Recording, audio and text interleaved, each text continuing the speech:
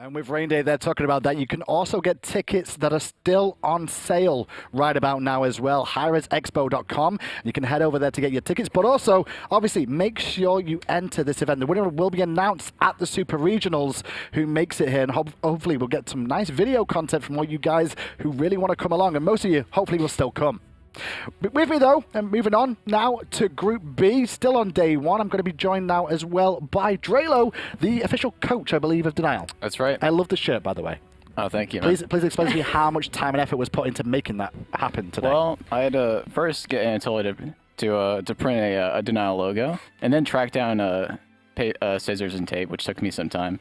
I was able to get the receptionist. And then I had to track down someone to pin it on me. Yep. And thank God, Wowy has the steadiest hands I've ever seen, and so he beautifully pinned it onto my shirt. One of the best shirts I've ever seen. However, we'll come back to Drelo as well as we talk a little bit more about the action, but tickets are still on sale for hi-rez Expo, as I said, and you can get those tickets at hi-rez.expo.com. But it's on to Group B now as well. Big situation for these boys, and the situation today is going to be Noble eSports is the team that are now here as well. Taco, these boys are number 8 seed, just like Sanguine were last week. Yeah, if anything, I know most people are probably going to expect a bit of a clown fiesta to be coming out from Noble eSports, but personally, I think if anything, this team has very heavy potential to be that spoiler team in this mix-up of the groups, because a lot of teams aren't going to be expecting Noble to come out with anything. I think most people in general as well aren't really expecting Noble to be one of those two teams that are going to be qualifying, but if anything, they are definitely still a team that can take games off of teams, and with LG already being under pressure from losing their set to Eager, I think they know that these are some pretty crucial games, and the man himself, JeffHindla. JeffHindla, and there's a lot of pressure on his shoulders yet again today. Let's have a little listen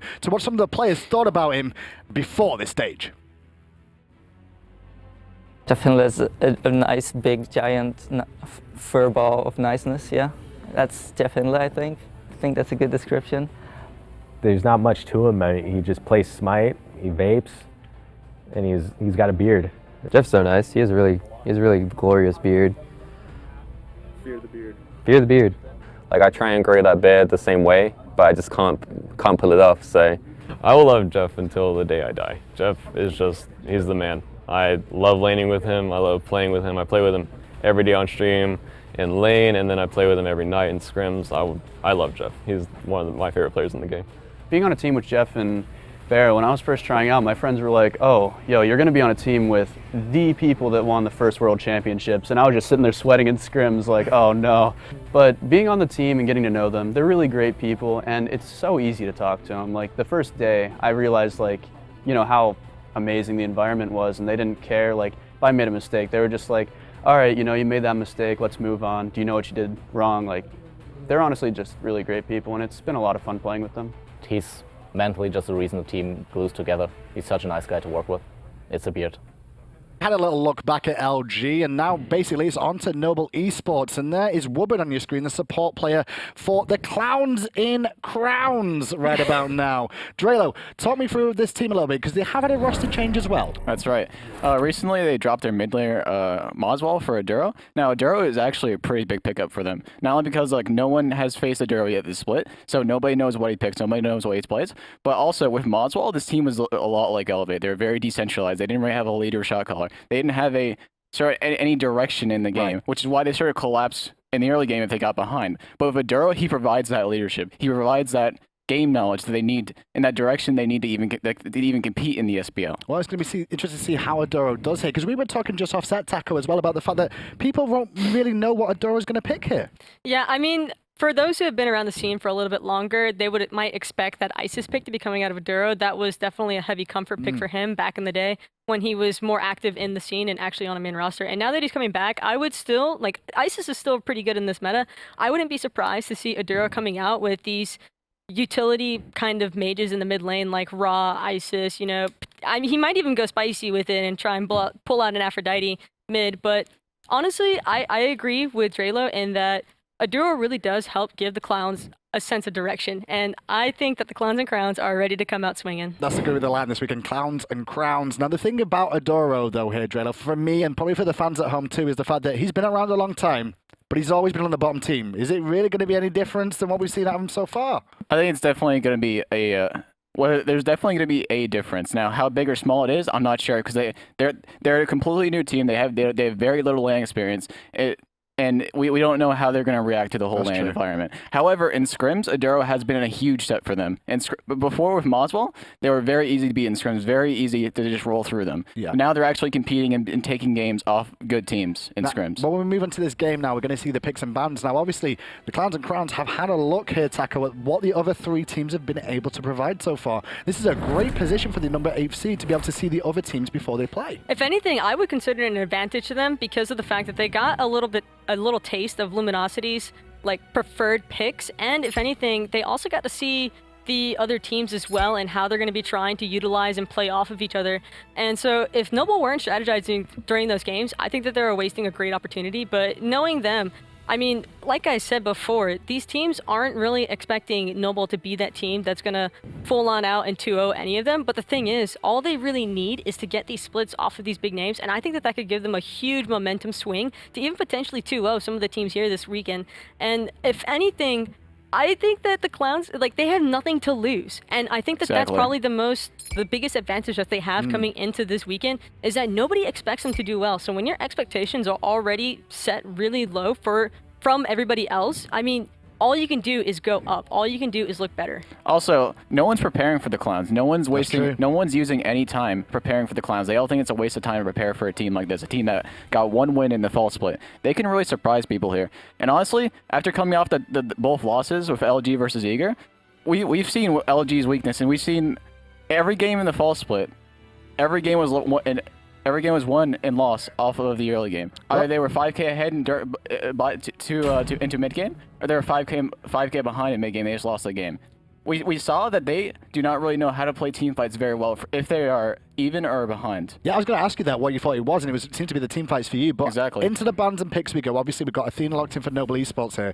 A lot of focus, Taco, onto BaRRaCCuDDa, Jingwei and Sol, the 2 main gods that he's picked up Paul Split. If anything, I think that's probably one of the best things that Noble could have done for themselves is going ahead and taking away, because they saw that Luminosity earlier, they were really struggling and trying to rely mostly on BaRRaCCuDDa coming online with that soul pick. But if they just go ahead and take away both of the gods that BaRRa is known for carrying on, I think that's going to cause a lot of problems for Luminosity themselves. And then having Athena, they're already taking away the global pressure and giving it to themselves. And if anything, you don't need to be the most mechanically skilled players in the world to make Athena CC setup work. But Jayla, when I'm looking at Luminosity's lineup here, with Raijin and Ratatoskr drafted already, Comfort is the first thing that screams to me. Very standard picks. Max played Rat like 12 out of 14 games. They love Raijin. It's their bread and butter, so to speak. It's what they made. It's how they won games in the SBL. This is very Comfort. We'll see where else they head to this. But Noble here, I mean, they've seen Ra earlier on. Going to hover it here as well. And this Rise of Ra, Drello, actually I'm going to come to you for this. This Ra, the Rise of Ra this weekend and last weekend too. What do you make of it? A lot of people weren't prepared for the Saiyan comps because no one was running healer comps. And so these teams that are practicing, these teams who are low-key practicing these Saiyan comps, threw everyone off and no one's prepared for it. And the Alma pick, I love the Alma pick because think about it, Ra, he's very immobile. Yeah. He has no escape. He just runs around like, a chicken without his head. He's got a head though.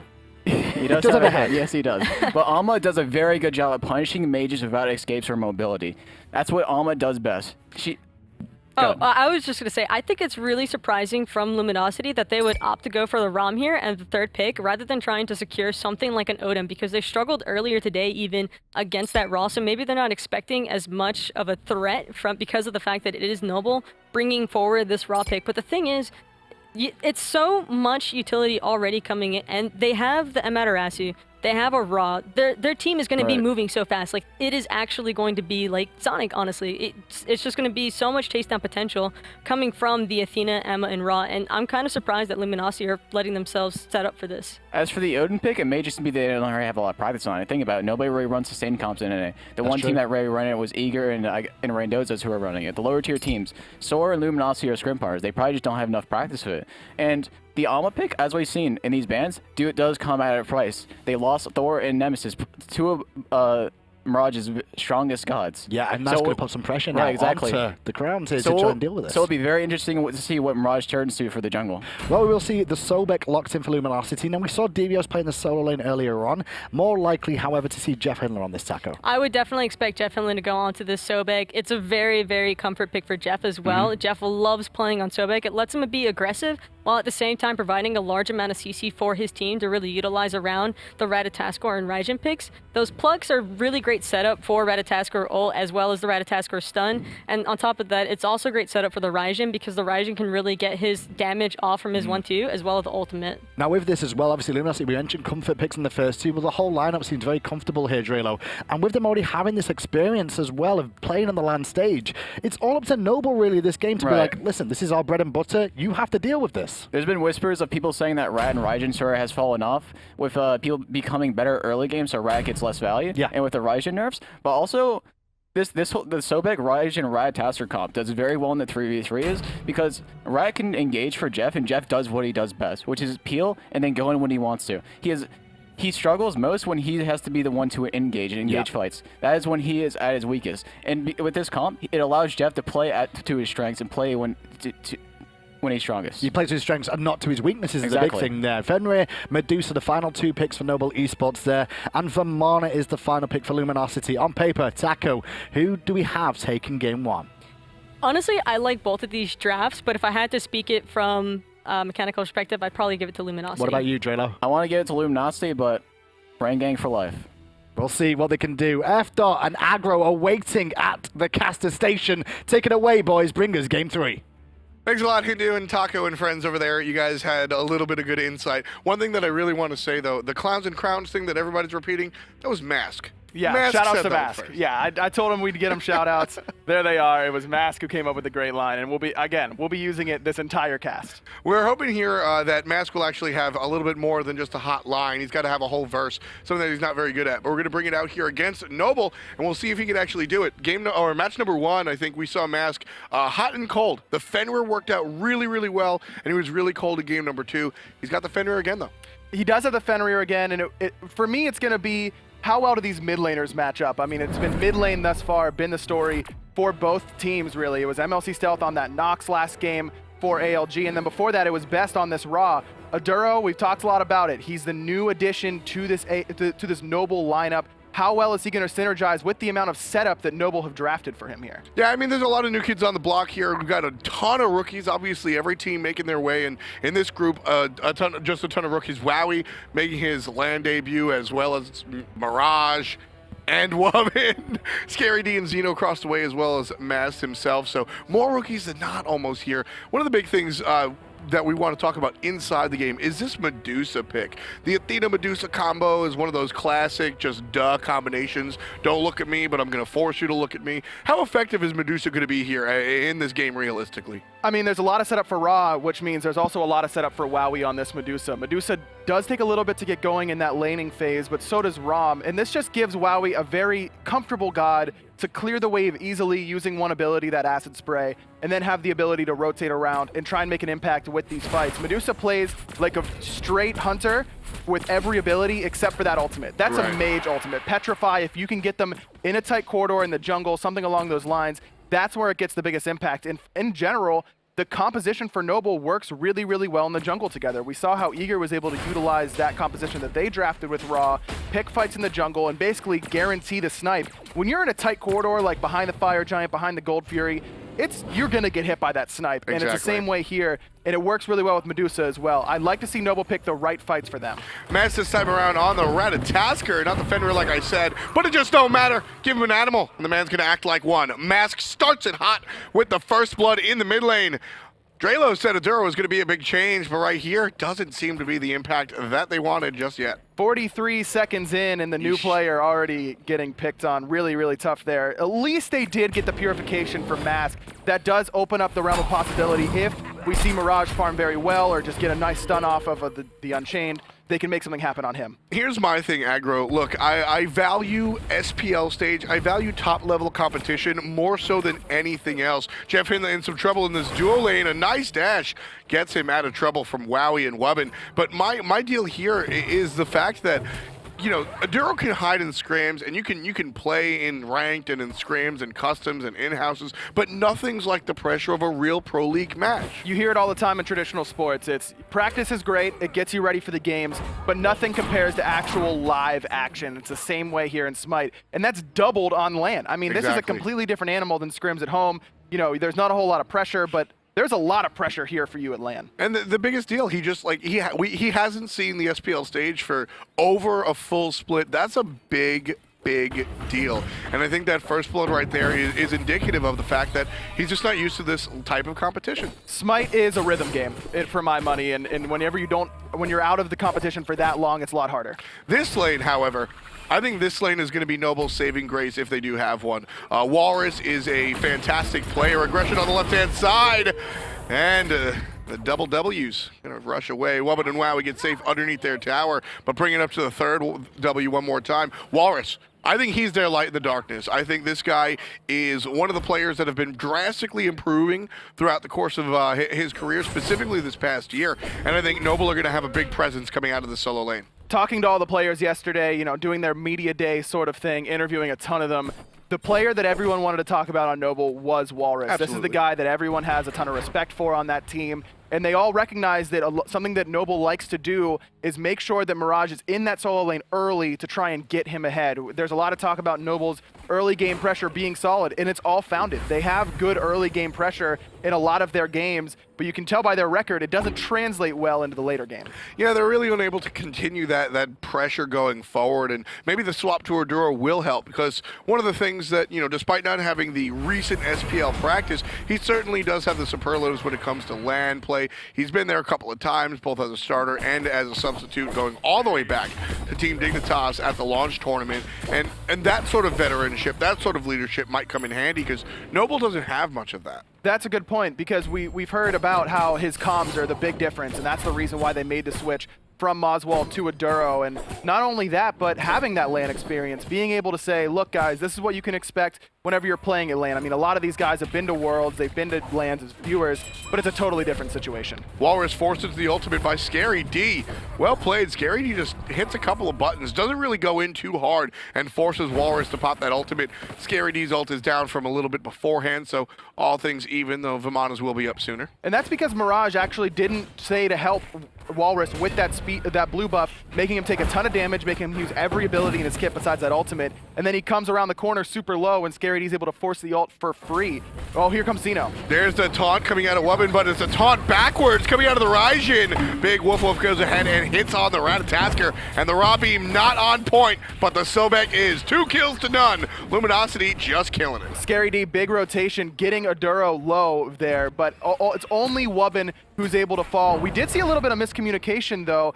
Different target selection, Mask lands down on the ultimate, immediately looks towards Mirage. That's probably more him trusting his team that Wubbn's gonna fall. But then we see Xeno crash, using Thunder Crash in as Jeff plucks Wubbn back. We saw Xeno have a great start game 1 up against Eager, and then he kind of fell apart. Xenotronics is the one to watch for me here for Luminosity. First LAN, like we mentioned, one of the 3 rookies on the side of LG. How well can he handle this pressure? If he doesn't get off to a great start this game, how's it gonna affect him? Well, there's pressure over there in the solo lane, and just as predicted, the first one on the board for Noble is gonna be Wally Whalrus. Love it. You see him pop it off on the bottom left there. Pop-offs are one of the greatest parts of LAN, man. Oh, yeah. A roar, Weekend, all those guys who want to get in your face and yell. It just brings that extra intensity to an already intense situation, and we talked about it. I mean, Whalrus is the light in the darkness for Noble. Getting the solo kill there puts them on the board. And one of the big things that I took away from watching those player cams there, specifically over there in the solo lane, was ScaryD. He hears Whalrus pop it off, and he's smiling about it. I think that's very important. ScaryD was almost invisible, I think, in the first matchup versus when they took on Eager. And that was a big problem in that match. But one of the things was he wasn't negative, he just didn't show up. And here, watching that impact is a big deal. JeffHindla getting impacted on it. Arduro from downtown gets the shot. That's going to even up the game. Surprise kills coming across the board. Mask, pop down. Mirage, see you later. But that's a great sign that Aduro's looking comfortable on that snipe. It's BaRRa making the rotation. Arduro forced to use the Purification and the Defender of Olympus from Wubbn, but so is Wowy. Wowy comes out of nowhere up to the sky. And that's going to give a brief reprieve for BaRRaCCuDDa. Great Two snipes. shots, 1 kill. Wubbn goes down. Wowy getting zoned out by Arduro. It looks like Whalrus gonna fall, gonna kill BaRRaCCuDDa, excuse me. So overall, a 1-for-1 trade, or 2-for-1 if you would count Jeff's death very early there. Honestly, that was just a fun fight. We saw a lot of back and forth. Good stuff coming out from both sides. And I think that's going to be one of the big points for Noble. I think that Noble lacks a little bit in the fundamentals, honestly, when it comes down to farming and strategy. Luminosity has the beat. But where Noble can keep it up, if they stay that accurate, is those team fights. Aduro from a long shot gets that accurate read, and then Mask comes and rotates around. Wowy with a smart transition as well. I think Noble is going to look to fight and have to do so. You heard Drelo on the analyst desk say that LG clearly has some trouble team fighting whenever they're ahead or behind or even up against Eager. They had a ton of trouble team fighting there. They're a little bit up, but they end up trading 2 for 2 at the end of the day with Noble. And you're right, if I'm Noble, I want to team fight as much as possible early. I mean, yeah, they do have Raijin, which brings good early pressure. They do have the Ratatoskr, which also brings early pressure. But you've got Fenrir, you've got good setup for your Raw, you've got a lot working for you in the early game. Even the Medusa, right? We don't see a lot of Medusa. ScaryD getting pressured here. Mirage opts not to dive the tower for once in his life. And Wowy over here on the Medusa, we don't see a lot of her. She is sort of that mid-game hunter. I think where On Her really hits his stride, that's exactly where Medusa is going to really pop off as well. As soon as you get some points into that Petrify, again, playing like a mage ultimate levels are very important on that. And then getting some extra shot levels into that Viper shot, your first ability, which really ups your attack speed and overall damage, applies a dot whenever it's hit as well. Brings a lot in that mid game, like you mentioned, just like On Her. That's a big deal that we see the Transcendence and we see the Mask come down, and Wubbn goes down as well. Mirage in some trouble. BaRRaCCuDDa not as accurate until shot number 3. Mirage falls down to the wayside. 6 kills to 3. Make that 7. Wowy makes that. Shout outs to Marbles in the crowd there, getting the 3rd snipe. Whalrus not done yet, wants to go in aggressive onto Xeno, and the snipe from Aduro's good. Very last hit from the Raw shot, as far as the eye can see. Down he goes. Here's the rush underneath the tower. Gets the kill on the backside. Mask feeling good about that one. JeffHindla very low, dies to the tower. Wubbn gets the double, gets the kill, and Mask winds up with the double. So much action. Mask is huge. He's level 11, 5-0-3 right now. He's got almost 2,000 gold on Mirage. I mean, he's just been able to make this happen. Couple of straggler kills, like we saw him jump over there on the side and just pick up Mirage once upon a time. And then that impact, that initiation, so damn important, aggro. Coming underneath the tower, jumping on the 3 players, that completely set up Luminosity there. When you look at the junglers, you think Fenrir, okay, he's going to be the one that can kind of set the pace early, but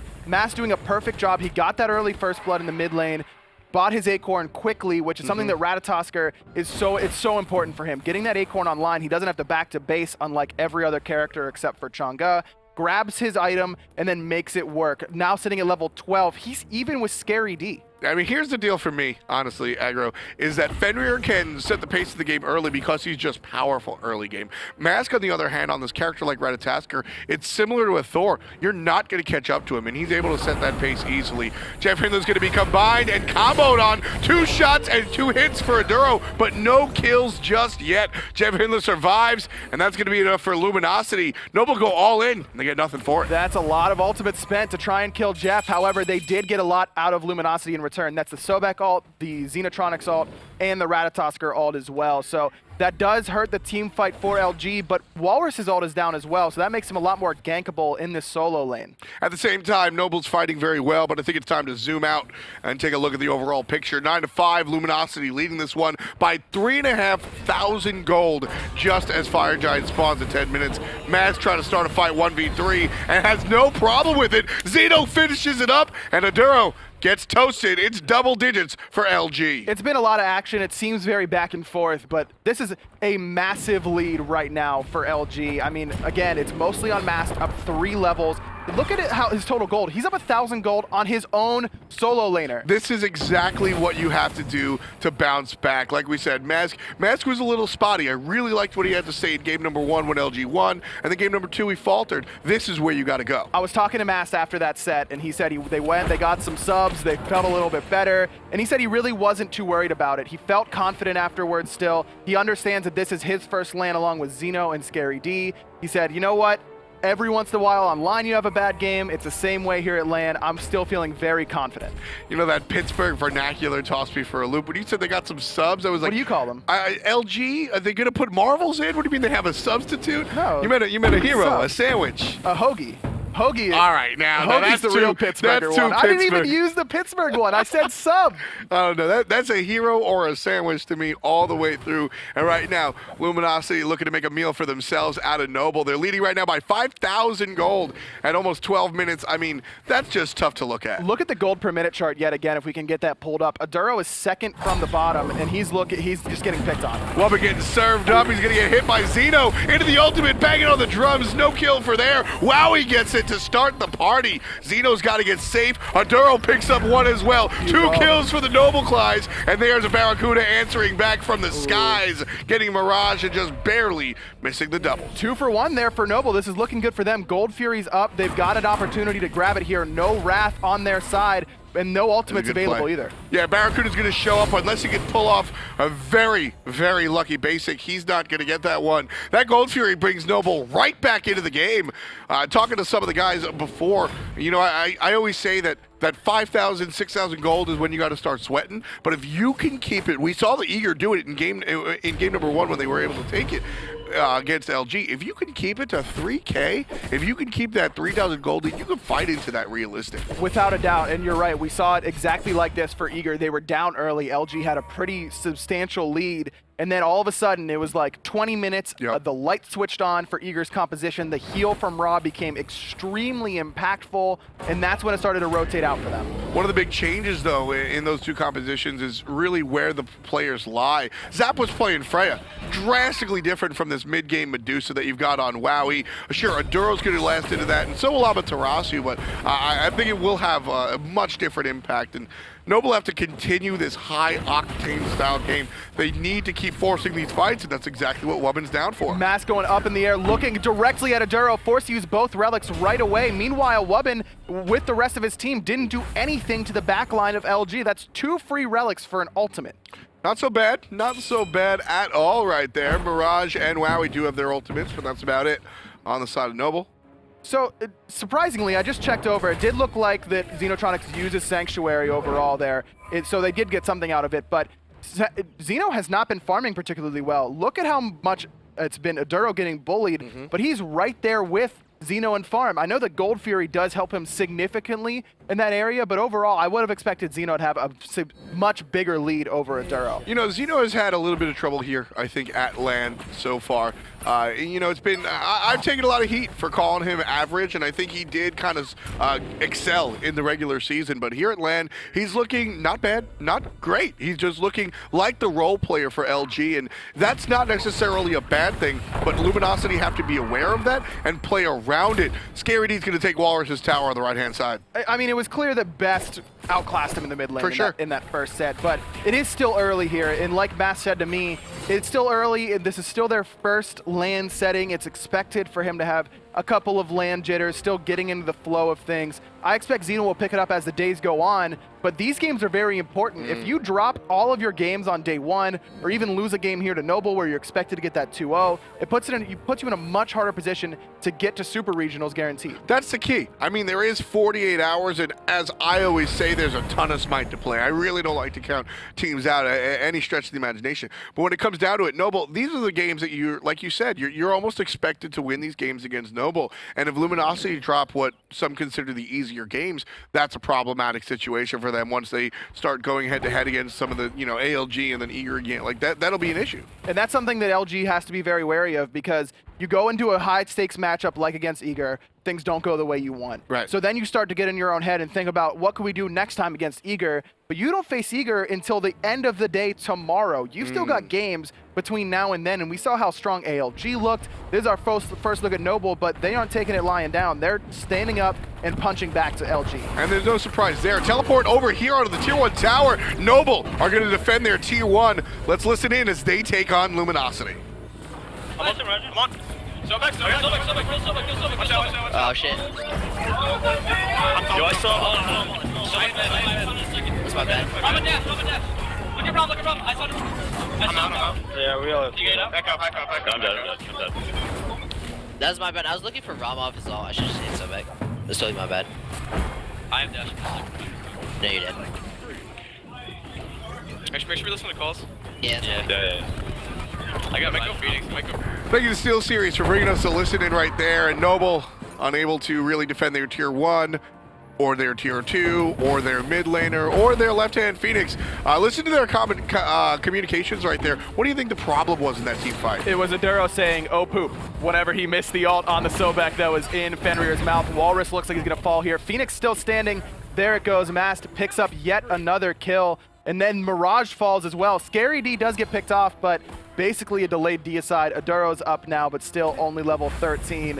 We're getting close to that 10K gold lead already. We're only 17 minutes in. Raijin's pretty item dependent. And Xenotronics on this Raijin. I feel like just 5 minutes ago we were saying, hey man, you know, Xeno, it's his first land. Mask is okay with that. It's all about the warm-up strategy. But, you know, at some point, Xeno's got to do something. Well, he's doing something. 4, 1, and 9, certainly looking above average here, and he's making it happen. And this Raijin, it seems like every single team fight, Xeno has been the centerpiece. Mask is the setup man and the conductor for this squad, and if that's the case, Xenotronics is right there behind with the coal car. I mean, he's top of the damage charts right now, sitting at almost 13,000 damage, and you're right, Raijin is heavily item dependent, more so than most mages, I would say. Sure. Yes, his item scaling is very good, but he does rely on that raw power very, very heavily. And so as we're getting closer to the 20-minute mark, he's now got his Book of Thoth finished. It's going to be easier for him to pump out the damage that we expect from him. And you're right, the more team fights that go well for LG, like that one did, the more comfortable Xeno's going to feel. The more, you know, rolling team fights where he makes it, or if he can make a big play, you know, one-shot someone with the Thunder Crash Raiju combination, those are the sorts of things that are going to make him comfortable immediately. And that's exactly what we've seen. We've seen him just go all in, which is why I think the item dependency is so hard on Raijin, because if you go all in and you blow everything, and they're not dead yet, you probably are. So it's very important to get those items rolling, and now we're certainly seeing that. Luminosity, 16 kills, that's double of Noble's 8, and right now as we're 18.5 into this one, almost 10K in the lead for Luminosity, 9.3 to be specific, and we see them grouping up on the right side of the map. A couple of backs though, so nothing really to come out of it. Only 2 towers left standing for Noble right now. The experience lead is just as important, basically, as the gold lead. Luckily for Noble, it isn't getting too bad. It's still basically masked way ahead of Mirage, and there was a lot of talk, can Aduro make the impact that he needs to, but so far it's been Mirage that's really letting Noble down. Whalrus got his dash stopped and has to force out the ultimate, but likely that's going to be a dead Tusk man out for Aduro as well. There's the change in target. Whalrus barely getting away, and Wubbn's going to take it. I think BaRRaCCuDDa trusted his teammate a little bit too much there to get the kill. However, Xenotronics able to just smoke out Mirage off camera. Did Mask just miss his ult? He just ulted to try and kill Whalrus and missed. He's still chasing him. Finally, you get it, but that's 2 ultimates and a ton of time wasted by Whalrus. Yeah, a little bit of trouble there, but I don't think it's going to impact the rest of the fight. Aggro, Luminosity here fighting down. Wubbn is the target. Aduro is not going to hit one either. Wowy forced out of the Sanctuary. And Luminosity get the tier 2 tower, 1,500 in their pockets, and they'll walk towards the jungle. And Mass just taking this time that he wasted, chasing down Whalrus, making the most of it at least, going straight towards the mid lane, not needed to get that right hand tier 2. And now it's no towers left, and only 2 Phoenixes for Noble. They've got 2 structures left in this game, and we just hit 20 minutes. Meanwhile, Luminosity has every single structure available. Tier 1s, tier 2s, Phoenixes, everything across the board with an LG tag on it is still standing. And Noble, all that you got is, like you said, the 2 Firebirds. So this is what we expected from LG. This is what you wanted to see if you're a Luminosity fan. Coming into this game, you got 2-0'd by Eager, you're the top seed here in North America coming out of the online stages, and you're expected to qualify for Super Regionals automatically by securing a top 2 spot here in Group B. So this is what they needed to do. Just come out and assert their dominance. Say, we are the #1 seed. Eager threw us something that we weren't ready for. We'll get them back tomorrow, but all we can do is look at who we have in front of us. That's Noble, and we're going to pound their faces in. Absolutely. And you know, Noble, they have to make some adjustments here, quite obviously. Fire Giant looking to go the way of Luminosity. Half HP already. You can see a couple of players of Noble sort of creeping in here. There's a teleport out of Whalrus. Served up as Wubbn. And to the sky goes BaRRaCCuDDa. Doesn't even need to provide the shot because Xeno does it first. There's one for him and one for the Hunter. Whalrus answers back with Love Potion number 9 for Noble. But 21 on the board for Luminosity. They're going to keep pushing forward. 3 down and 2 alive on the side. Make that 1. Make that one, and this is going to be the right-hand Phoenix now for LG. Aduro there had a great beam into snipe combination. Wubbn got a really, really good taunt by that speed buff, pulled 3 in. They are able to take down BaRRaCCuDDa, which is important. You can see how long it's taking LG to get this Phoenix. Without BaRRaCCuDDa, he's their main tower push. Yeah, I mean, you've got Mask and scaryD there, really the only players that are going to provide reasonable damage. Xeno and Jeff not going to impact those towers anytime soon. No, I mean, Sobek, he swings, man. Yeah. I mean, we saw Divios do a lot of damage to towers with Sobek, but he got that's mostly just pushing the minions in there, man. That's all he does. All he's going to do is build up those sausages. You know the passive meter? Looks like 3 sausages. I'm not going to touch that. I mean, yeah. Well, he just go ahead. Move on. We're just not going to touch it. 22 minutes on the clock, folks, and 22 kills for Luminosity. Averaging a kill a minute here. That's out of control. Noble, they've just got 9, and you know a large part of that has been on Whalrus. He's got 3 of those 9 kills on himself, and has assisted 5 of them. Like I said, he's really the shining star on this Noble lineup. And the problem is, Luminosity know that as well, aggro, and they've been really trying to hunt him down. In some ways, yes, but we really saw Mask just say, we'll let Whalrus go. He gets the solo kill on the scaryD, but I'm just going to kill Aduro as much as possible. It started at 43 seconds, and it's only gotten worse from there. Aduro has just been getting dove by this Vamana, by the Ratatoskr. He's been getting hit by Raijin ultimates. Sobek's been plucking him. It's a tough mage life, man, I'll tell you. The jungle mid combination of Luminosity is certainly driving this one home. Combined, they're 15, 1, and 22. Every single kill that Luminosity has included the combination of Mask and Xenotronics. BaRRaCCuDDa providing artillery from the back end, and it's just not enough to provide a kill just yet. BaRRaCCuDDa finds one with the basics on top of Aduro. Luminosity coming down to the right-hand side. Teleport out of the ultimate to Whalrus, and Noble will all retreat and pull back and start to form a defense. Only 1 down right now for them, so their Titan isn't in danger quite yet, but it's close. Left-hand Phoenix very weak still from the push earlier, but LG's just going to take this middle one for free. They have BaRRaCCuDDa alive now. You see how much faster it falls with him. No contest there. There's the flip up, and the Raijin gets tossed onto Wubbn. Trouble for everybody else. Xeno looking for the Thunder Crash. There he comes in. It's immune. Well played by Noble, but they've lost their Firebird. 3 Phoenixes down. Luminosity, they're going to play it safe. They're going to back off just a little bit. Don't want to stream into the room just yet. Aduro's going to be up in 5 seconds. That'll make it a 5-on fight, and despite a very large lead, almost 20K for Luminosity, quite honestly, more about 15 to be specific. Luminosity still don't want to take their chances. No ultimates available is the big thing there, right? You don't have lurking in the waters. You don't have the Taiko drums from Raijin. You don't have the big baby from Vamana to tank up that Titan and absorb all that damage and get that protection and exactly. 8 HP 5 going real quick. So you still have 3 Phoenixes down. This game is still, I mean, the door is, it's closed. It just hasn't locked yet. I mean, Noble still has their hand on the doorknob. They're still jiggling it, but the door's basically closed on this game. I wish you guys could see aggro right now. I was real focused. He's playing with this like invisible door right here. I know exactly what you're talking about, though. It just on the cusp of death.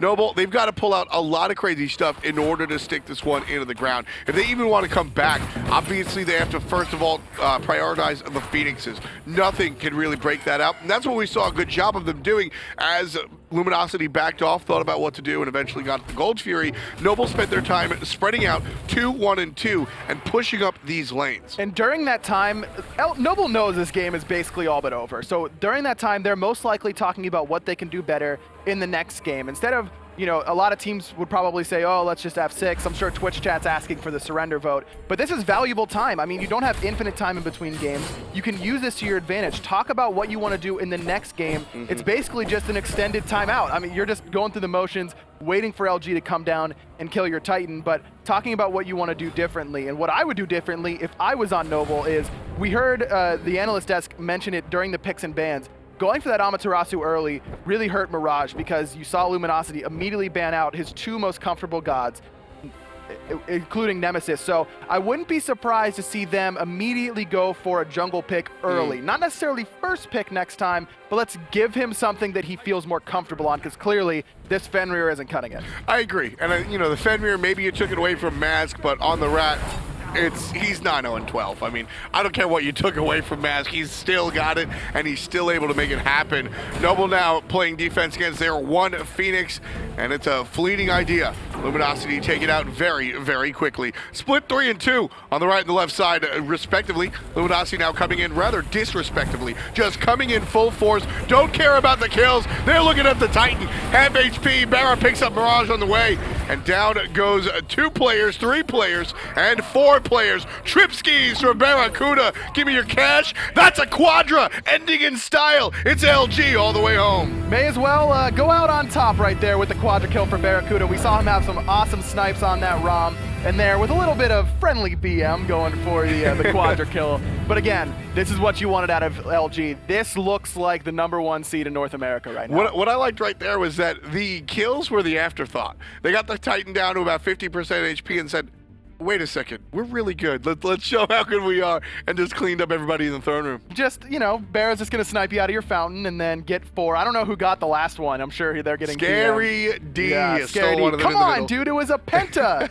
Give it to him. Not quite just yet. So either way, funny stuff coming out from those guys, and just asserting their dominance. Dropping the 2 games earlier to Eager was kind of a problem, and here they were able to answer back. I think that gives the team a surge of confidence and a surge of emotions, and hopefully for LG and their fans, a surge of wins. We'll bring it back to the analyst sections. Hindu and friends.